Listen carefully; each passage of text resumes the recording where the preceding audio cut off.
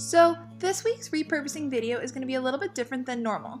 So this past weekend I was up at the farm visiting my horse, getting ready for a big competition.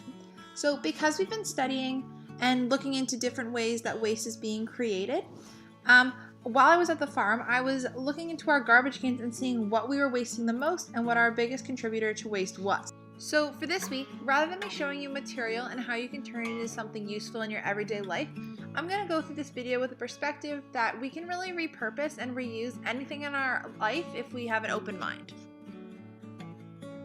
So when I went around the farm and was looking in some different garbage cans, although there are some plastic bags and some Tim Hortons cups and other food kind of remnants, the main source of garbage we found was baler twine. So baler twine is this orange twine that comes around bales of hay when we cut it in the fields or when we bring it in from local farms.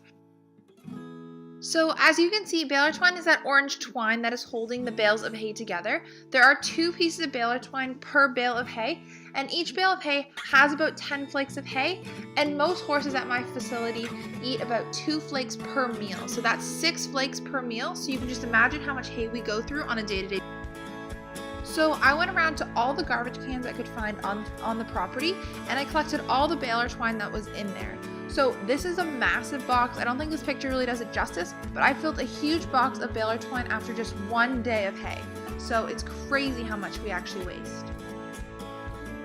So another item that is found in lots of our garbage are these feed bags. So we get grain brought into us every single week, and we go through a ton of grain. So one of these big bags you see, we have a variety and each horse gets a different type, but we will go through at least 10 of these bags a day. So you can just imagine how much that builds up over the course of a week. So because feed bags are kind of a waterproof tarp material, I found lots of different repurposing videos online and step-by-step instructions on how you can recreate something out of it. So there was a lot of instructions on how to make reusable bags, aprons, and even baby bibs. And the main thing I found is that a lot of farmers cut open feed bags and use them to create larger tarps that they put over different farming tools and anything they want to keep dry. So when it comes to the baler twine, I didn't find as many crafts and repurposing videos and instructions using that material, but I did find that a lot of farmers reuse this for just normal string. So here's just a picture of a lead rope that can be used to lead farm animals. Or I just saw they rolled them up into big balls and then they use it around the farm whenever they need it.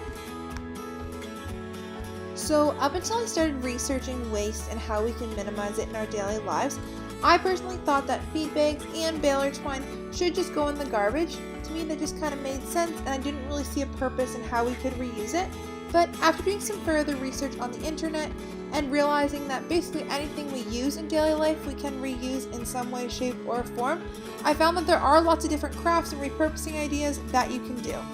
So although this video didn't give you step-by-step instructions to recreate a recycled material and use it in your daily life, I hope this video just goes to show that before you throw something out, we really should stop and think about how we could reuse this material or who could reuse this material, because if we do that, we won't be throwing out as many things that could be reused and will help to minimize waste in our everyday life.